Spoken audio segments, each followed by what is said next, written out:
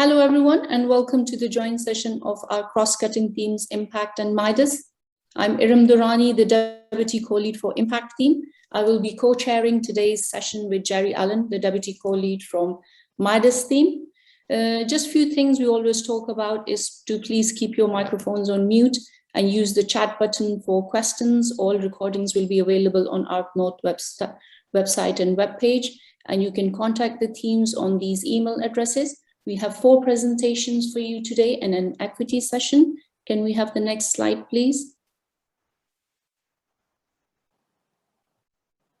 So our first presentation is by Karen Palmer, a races intern from Lancashire and South Cumbria NHS Foundation Trust. And her presentation is on rapid conversion of evidence. You will have a Q&A session at the end. Next slide, please. Followed by Laura Boland's presentation on Rapid Insight Program. She's from Innovation Agency. You can put your questions in the chat. George will be doing a presentation with her. Next slide, please. And Jerry Allen from MIDAS team and myself, we will be doing short presentations, sharing our experiences with ARC as public advisors and with the teams. Next slide, please. And last but not the least, the Health Equity Mainstreaming Strategy Group will have a session on A to Z cards, a new resource for equity, which is a more interactive session, and hopefully you will enjoy that. Next slide, please. Please do leave us some feedback on Padlet. We will put that in the chat for you. It will help us to improve for future. So we can go to our first presentation now. Thank you.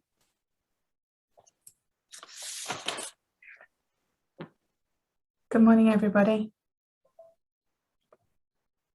Could I ask for my slides, please?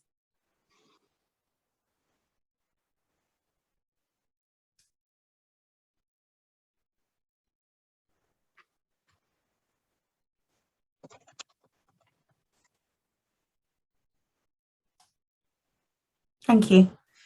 Hi, everybody. My name is Karen Palmer. I'm the Research Nurse Manager at Lancashire and South Cumbria NHS Foundation Trust, and I've very kindly been invited to speak to you today about my experiences of taking part in some race projects. Next slide, please. So to give you some context, I've worked in clinical research delivery for 17 years now, and have very minimal experience of publications or writing for publication. My job is to recruit participants to other people's research projects and to then collect data and make sure that it's functional for analysis. So until about 5 years ago, I had very limited academic research experience. I undertook a master's through the NIHR in research, which gave me some underpinning knowledge, and then I was given the opportunity to take part in my first project, first commentary with the races team. Next slide, please. So in 2019 through to 2020, I undertook 4 commentaries with the races team at UCLan, and they were on a variety of subjects, ranging from empathy to leg ulcers and falls. I wouldn't say any of them were my particular field of interest, although they all had a nursing element underpinning the review. And I'm an adult trained nurse by background. Because I'd never written for publication before, I was very conscious that I got the right level of support that I needed. And I must say that the team were fantastic in taking me through a step-by-step approach to writing for publication. So for instance, my first commentary, I helped with the introduction of the piece, and each sentence was critiqued in a very helpful way to help me to learn how to write in that style. I had just undertaken a master's, so I was used to academic writing, but not writing for publication. And so it was very different and quite nerve-wracking, actually, if I'm honest. And I found with my clinical background in research delivery that there is an expectation that people expect you to have a certain level of understanding around research and around the research process. But as I mentioned before, I'm quite limited to recruitment and data collection. So I needed a lot of hand-holding when it came to specific sections. So the introduction and being succinct within that, but also looking at analysis and results. It was a minefield to me. And I have to say that the RACES team were great at hand-holding me through that process. The training that I received was very personalized to me. And from what I understand, that's one of the key advantages of the way that the RACES team work, is that they can do that. They can take you through the process of writing, but with the ultimate aim that you can then support somebody else to write for publication and to do these types of commentary pieces. And I have to say, I was surprised after 4 that I did feel ready to do that. And I didn't think I would ever get to that point, but I started to develop an interest in looking at literature reviews of subjects that I was interested in professionally, and supporting and bringing on other clinicians to be part of that process, which I'm really proud about, actually. And I've been able to bring a few people in to take part in RACES reviews since then. Next slide, please. So if this is something that you're thinking about or would like to share within your organizations, I have to say it's offered so many opportunities to me through creating these commentary pieces. I now have something to write in my publication section on my CV, and I'm keen to now develop my CV further and take on more opportunities so that I could potentially apply for an NIHR funded PhD scholarship. And someone who I worked with a few years ago, who's a lifelong mentor of mine, really, is supporting me through that application process. And she was really surprised when she saw my publication list. She said, you put a lot of work into this. And I'm really proud of the work that I've done. I never thought that would be achievable for me. But I have to say, with the support of the team, it really has. So if you are thinking about dipping your toes in the water of publication, or if you know somebody who's a novice like I was, then please think about this opportunity as for something for them, because it was invaluable for me. Thank you very much for listening.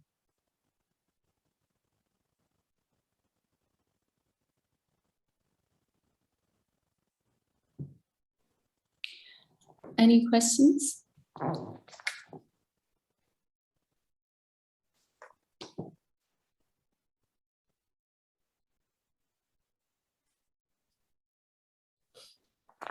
You can put your questions in the chat as well. If anyone does have any questions or would like some advice or connecting to anybody, then please feel free to drop me a message outside of this. I'd be happy to pick it up with you.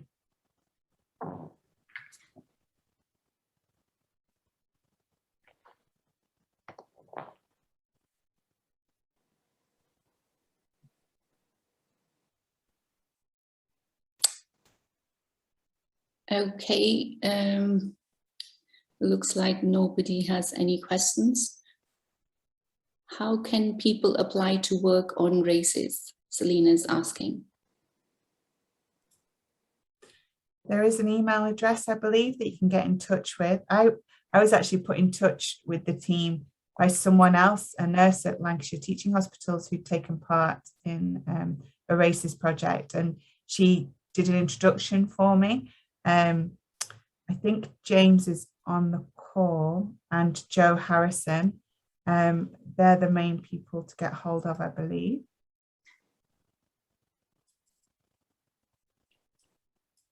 But I'll put some details in the chat so that others can follow it up. Yeah, that would be great. I think that will be helpful for a lot of people. Thank you very much, Karen. It looks like Alison's added that information now. Thank you. Yeah, she has. Thank you, Alison. Thanks for that. It will be helpful for a lot of people if they want to join it. we can now move on to our next presentation by George and Laura. Laura Bolland is from Innovation Agency, and George will be joining her from IMPaCT team. Thanks, Erin, for the introduction. Just to add that we have been offering internships to support RACE's interns in the past, and we'll be looking at some more of those in the future. So yeah, the more observant amongst you will notice I'm not Laura Boland, I'm George Georgiou.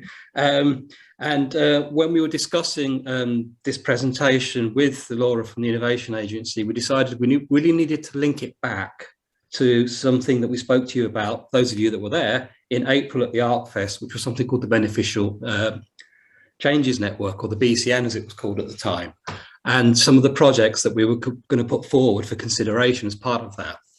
That has morphed into something else now, so hopefully we're going to give you a bit more clarity about what's gone on. So we now have something called the Rapid Insights Programme. So cast your minds back to April. We talked about this Beneficial Changes Network that had been established by NHS England and Improvement. It's now known as the Rapid Insights Programme, or RIP, probably an unfortunate acronym.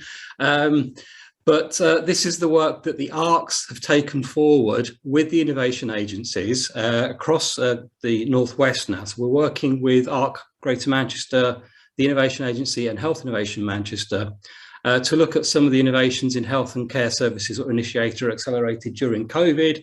And at the time we mentioned there were 4 national themes that were being touted around: remote consultations, remote monitoring, new approaches to delivering services, and the NHS and social care workforce issues.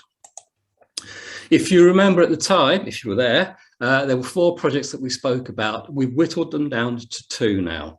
And these have been discussed regionally, and these are the ones that we're now supporting. One of them is something called NEST, or Nest at Home, which was around the early supported transfer home of late preterm babies. And we've had some interesting presentations actually earlier on around breastfeeding and attachment and parental role issues. So we can see that this is quite an important project. So we did support this in the Clark in something called the Partner Priority Programme 2, where we did an evaluation with colleagues from Lancashire teaching hospitals. And then that was then subsequently used, that evaluation, to inform an implementation plan in the Partner Priority Programme 3. Working with the parents, with the public advisors, they found that they would welcome an early supported transfer home, that there was a need to establish a neonatal outreach service, and that there is a lot of benefit to be had by reducing the length of the hospital stay. So what have we been doing? Well, we're going to be looking at doing the literature sift and look at the guidelines and quality standards. And we're going to look at other studies on discharge planning, and we are planning the implementation project and to contribute to the evidence base for that particular programme. Another project that we decided to take forward was pulse oximetry at home. We were aware that these devices were being used to measure oxygen saturation levels at home during the pandemic and continue to be used. And we were also made aware that there are factors that can affect the accuracy of these devices. One of those being skin pigmentation, because there'd been a very good publication, the BMJ, last year, raising this concern. We looked into this and found that there are other factors that could affect the accuracy. And as a result, we're working with ARC Greater Manchester on a systematic review and meta-analysis to assess the accuracy of factors that may affect the accuracy of these devices and how they're being used. And since we've started this work, we've also become aware that the Medicines and Healthcare Products Regulatory Agency, the MHRA, is also doing a review of these devices, as it's raised a concern in the way that they've been used during the pandemic. So this is quite a timely piece of work. So that's the BCN, or the Beneficial Changes Network, that's now become this regional insight programme. The BCN does actually continue and is still being supported by NHS E&I, but these are projects that are being supported by the ARC specifically. I'm going to hand over now to Laura, who's going to talk to you about something else that's come up over the summer months called the National Insights Prioritisation Programme. So Laura, over to you. Thank you, George. Hi, everyone. I am actually Laura Boland. I'm a Senior Programme Manager over at the Innovation Agency, which I'm sure most of you are aware is the Academic Health Science Network for the North West Coast and our North West Coast ARC member organisation. Thank you for the opportunity to come and talk to you today about this joint work that we've been doing across the two organisations. And as George has just explained, we have been working together now throughout the year, first on the Beneficial Changes Network and very closely as well alongside Greater Manchester ARC and Health Innovation Manchester, who are our AHSN for Greater Manchester. And the initial success of all that collaboration with the BCM work, both in the Northwest Coast and the Northwest region and nationally, has really led to an extension and a progression of that work. And there's now this new programme, the National Insights Prioritisation Programme. And if you could go to the next slide, please, I can show you what the core aims of this programme are. So you can see there that what we're trying to do with this is to accelerate the evaluation and implementation of innovation that supports post-pandemic ways of working and really builds service resilience as well as delivers benefits to patients. So we've been set the challenge of identifying collaborative projects that meet these three NIP objectives. So to facilitate and continue to drive the ARC to AHSN collaboration and contribution to the reset and recovery agenda, by generating rapid insights in relation to promising innovations. It has to be something that, an intervention that contributes to ICS and regional needs, so really aligned to those core themes, as well as addressing high priority local challenges. And it must build local capacity and expertise for evaluation and implementation. So the next slide will show you the process that we've been going through. And it's been a fairly rigorous process to make sure that we have surfaced the best possible projects for consideration for a not insignificant part of funding for 275,000 across the regional ARC and AHSN. So we submitted 3 stage 1 applications for the 17th of September. And we've gone through a rationalisation of those projects to ensure that they meet the criteria, and the criteria specifies that these projects have got to be capable of yielding those rapid insights within 18 months. They must focus on innovations that will guide service decision making around implementation. They must consider and address health inequalities. We needed to have the support and buy-in of our ICS partners and the regional teams to ensure that these projects have somewhere to go and they're going to have an impact at the end of the programme. And they, as I said, they must really drive ARC and AHSN collaboration. And we have, once we've sort of made our final decision, the final application for one project proposal is due in on the 15th of October. So if you could just go to the next slide, please. We had 3 projects go in. I'll very briefly explain those because I think we have decided on our final project, the one that meets the criteria is the best fit. So the first one that we submitted was to generate rapid insights into the implementation and impact of digital innovation in mental health. So during the pandemic, a sort of a raft really of innovative mental health tools have been deployed in the region, but often sort of in pockets and not necessarily spread at scale. Things such as the tool Silver Cloud, which is an online therapy programme aimed at people who've been referred over from the local IAPT, so the Improving Access to Psychological Therapies pathway, but there's lots of others in the space as well. So that proposal was to map those and to evaluate their impact, specifically the patient flow impact and the staff and patient experience. The second proposal that went in was around neonatal early supported transfer home.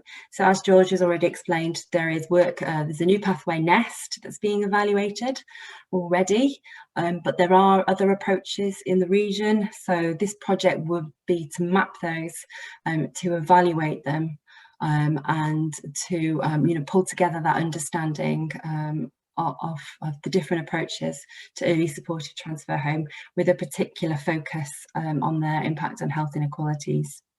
And then the final project that we put forward was the Lancashire elective care chatbot.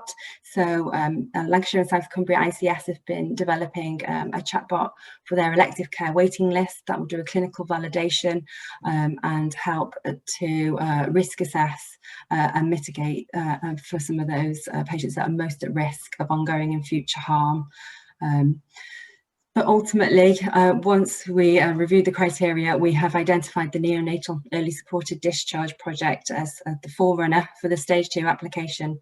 And so that is the project that's going forward. And if we're successful in securing funding, we will formally start that ARCFEST collaboration work on the 29th of October. And it's an exciting piece of work, because I think that programme's really going to play to our respective strengths. So the ARC will lead on the research and evidence synthesis, and the Innovation Agency will lead on that engagement with the system, with the Neonatal Operational Delivery Network, and with the creation of an implementation pack and a business case that they will be able to use to commission and implement services, should we be able to evidence that a particular approach to early supported discharge is really ready for that wider spread. And we're still planning on supporting the other two projects as well, as part of our other work outside of the remit of this national programme. So it's a really exciting opportunity that we can work closely together and with our complementary skills and work to accelerate the spread of much needed solutions into the system. Yeah, so thank you.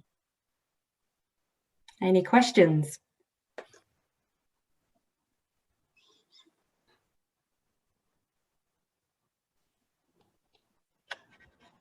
I got some in the chat.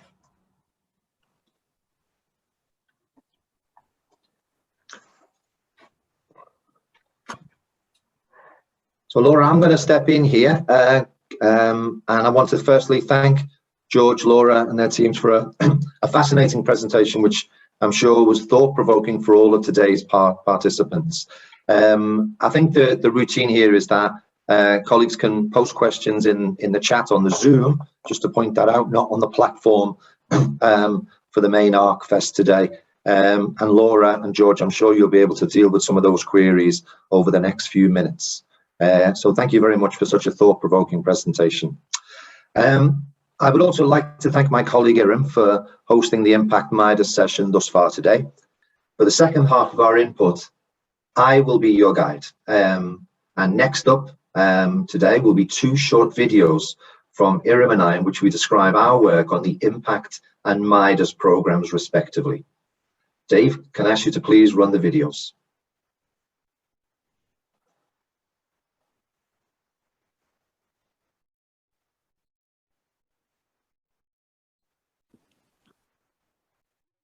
Hello everyone, I am Iram Durrani. I am the Deputy Co-Lead for IMPaCT team. And I joined ARC last year. Initially, I joined it for the love of research, but also to make a difference. COVID-19 and ARC introduced me to health inequalities. I believe representation of ethnic minorities in health research is valuable because it can help repair some of the trust that is missing. Even though I joined ARC for research, I realized soon that there is more to ARC than just health research. Now I'm a Deputy Co-Lead for IMPaCT team, and I'm also a member of Health Equity Mainstreaming Strategy Public Advisors Group, and I enjoy both my roles. IMPaCT is unique because it supports implementation approaches into research, so findings can be translated into practice. It also supports capacity building through providing trainings, internships, and PhD scholarships every year.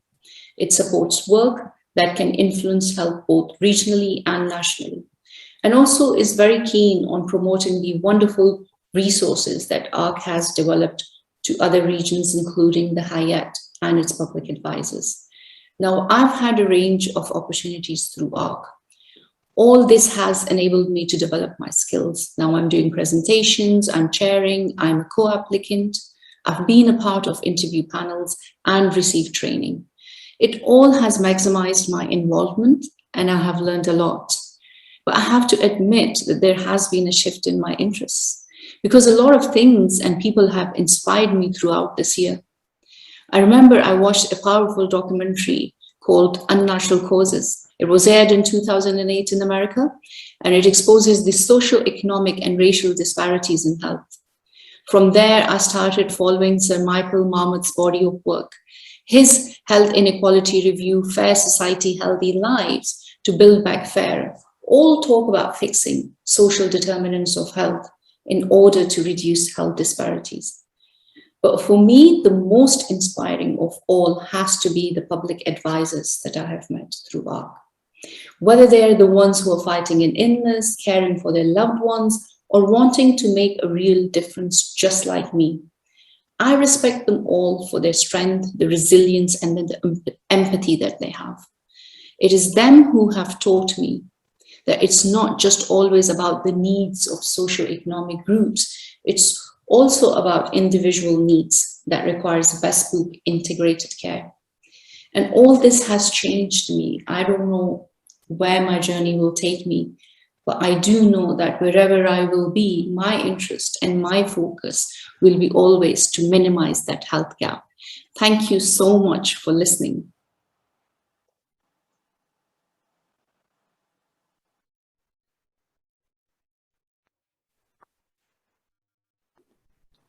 Good morning. My name is Jerry Allen, and I'm delighted to be giving you some insight into my experiences to date with the MIDAS project. My personal background includes growing up in the North Liverpool area of Merseyside.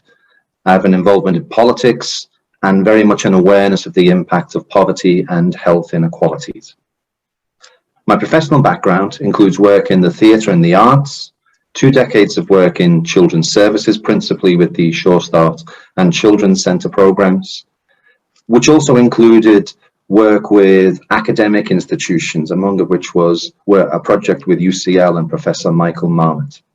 I'm presently a town manager at Halewood Town Council, leading the council through a variety of projects for the wider community of that township.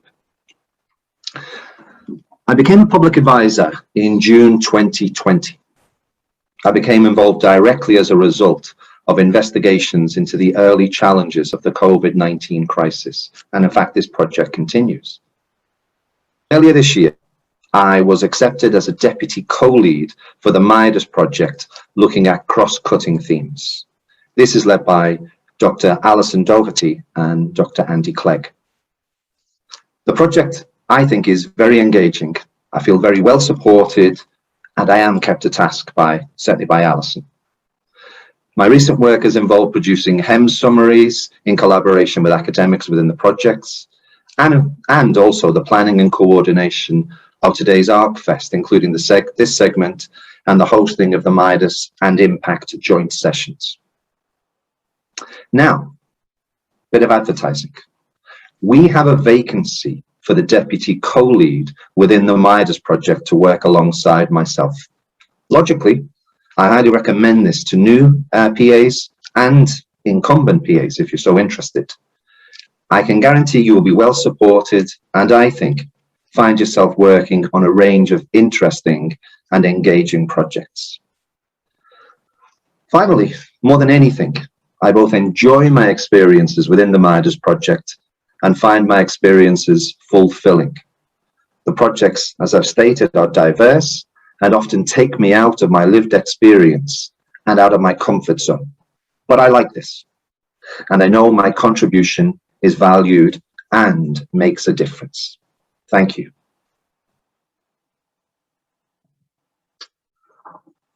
Well, I hope you found our 2 short videos enlightening, and a reminder, as noted in my presentation, that we still have that vacancy for a co-lead in the MIDAS project. We're now nearing the end of our MIDAS and IMPaCT session today, and we're up to our final presentation. I take really great pleasure in introducing a number of my public advisor colleagues, including Iram, Neil, and others, who are working alongside the lead for health equity, Katerina Panagaki. In this session, the PAs and Katerina will discuss their involvement in HEMS thus far, and in particular, their work to co-produce insights alongside our academic colleagues. Dave, over to you.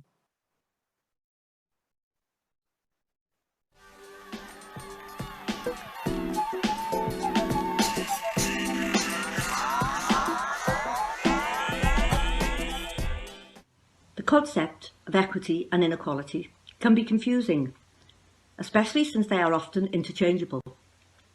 A population approach to health inequalities assumes that vulnerable and marginalised groups are similarly disadvantaged.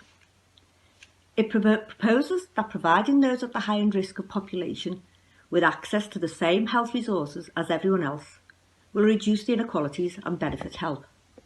However, we know that this is not true. This approach doesn't take into consideration the differences in needs and even exacerbates the distribution of inequalities in the society. Yet, there are strong links between the accumulative effect of systematic disadvantage and discrimination and poor physical and mental health. Even more, in reality, it is the intersection of numerous factors such as gender, age, religion, class, the combination of which will differ amongst the individuals. That influences chances of people having a healthy life, including their access to services. An equity approach instead stands for the fair and just distribution of resources according to the needs, so that everyone has an equal chance at a fulfilling, healthy life. The alphabet of health inequalities was conceived and designed in the true spirit of co-production, with respect, inclusivity, tolerance, and equity at the core of our work. By public advisors and researchers of the NIHR, Clark Northwest Coast, now ARC Northwest Coast, we took the time necessary to develop the A to Z cards and attach booklets as tools that can facilitate conversations with researchers, practitioners, funders, and members of the public about the diverse range of issues that impact and contribute to health inequities. The cards came about following a couple of years of work by the Clark Northwest Coast Health Inequalities Group. We had a long debate about which were the best words to use, and even if we should use more than one per letter. So these are not a definitive list, but rather suggestions designed to get people to think about the causes of health inequalities and equity. Often, when we think about health, the first thing that comes to mind are hospitals or doctors, or maybe behaviours like what we choose to eat or whether we exercise, smoke or drink alcohol. However, in addition to demographics and lifestyle choices, social, economic, physical, political factors like a good home, good education, a decent job, friendships and social networks are equally key to a healthy life. These are often referred to as the social determinants of health or the causes of the causes.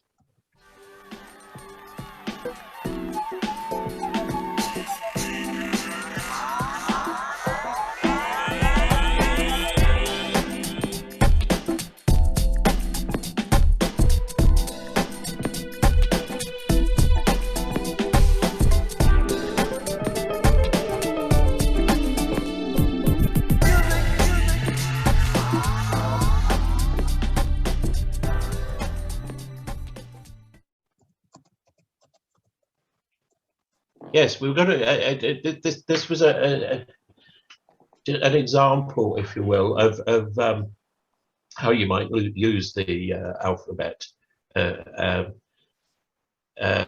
read it out to you. Betty is age 93, a former nurse, lives alone since the health of her husband. She lives in an apartment block on the 4th floor with no lifts. The house is damp and in need of repairs.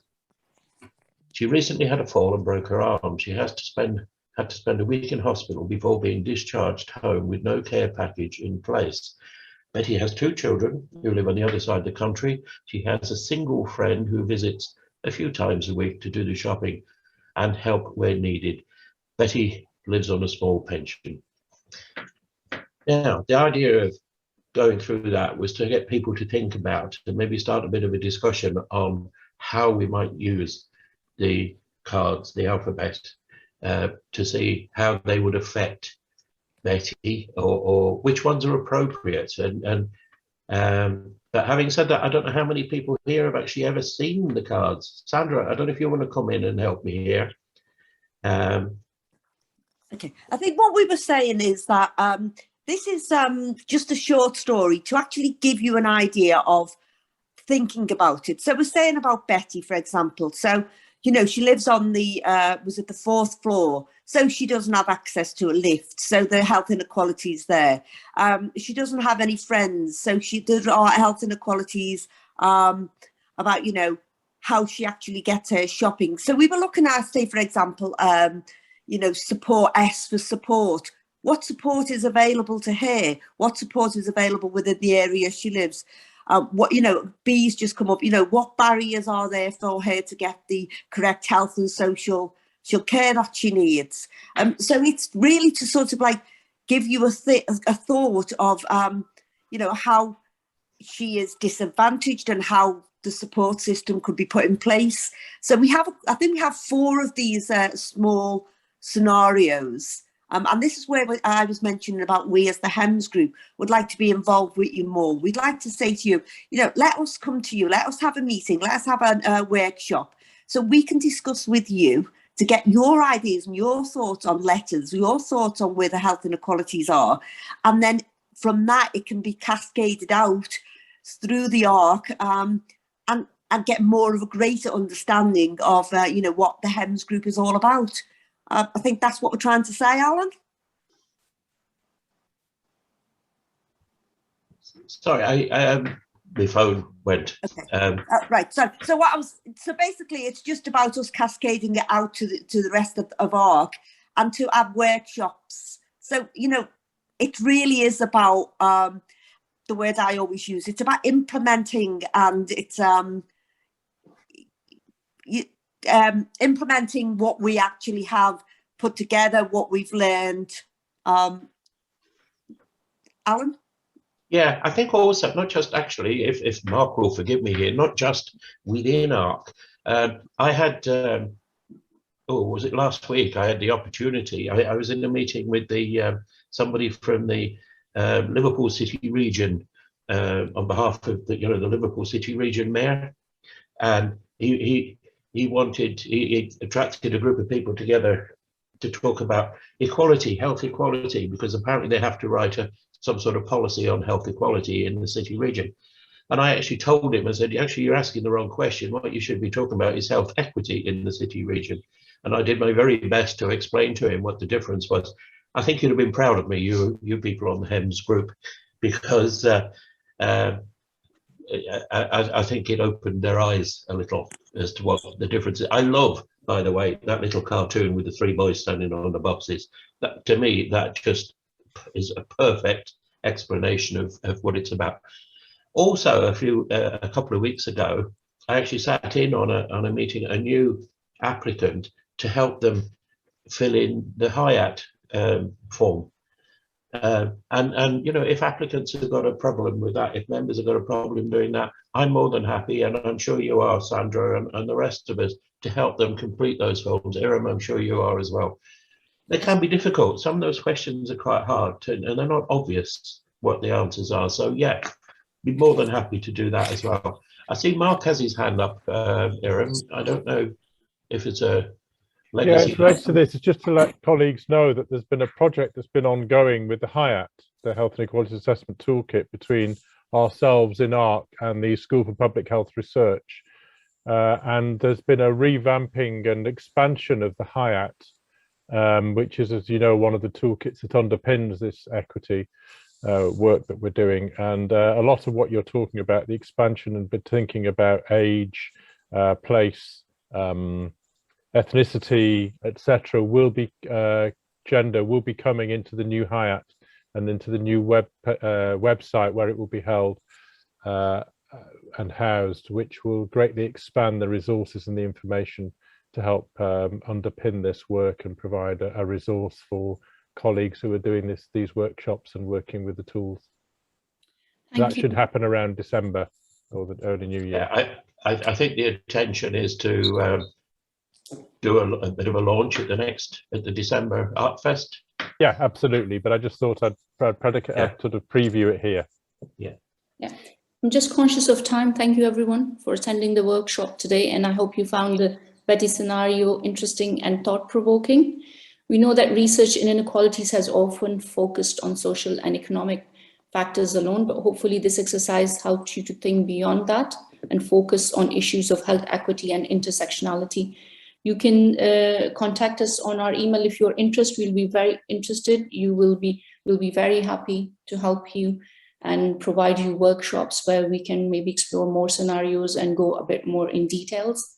And A to Z cards are the resources we have developed to help with those discussions, and they can be accessed for free through our website. So please go visit our website. Thank you very much.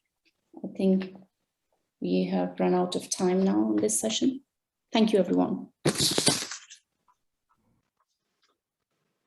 Well, I want to thank the team, particularly Sandra and Alan, for such an interesting and insightful presentation. I hope it's inspired you, and we are coming to the end of the MIDAS and IMPaCT session today, everybody. But from my perspective, I think it was really appropriate that we ended today with a session in which you could see with your own eyes and hear with your own ears the leading involvement of PAs in the HEMS project. And I hope you share my sentiment that it was a very inspiring presentation. So we are at the end, as I've just stated. So on behalf of the academic teams, our colleagues from member organisations and the public advisors involved in MIDAS and IMPaCT, I wish to thank all of you attendees for your attention and your contributions on the platform and on the Zoom chat. I want to personally thank my co-host today, Iram, for her support with the planning for today's session, and Alison and Andy for keeping us to task as always. A reminder, colleagues, to use the Padlet for comments and feedback. All views are welcomed, particularly the nice ones. Thank you for your time today, and enjoy the rest of the day.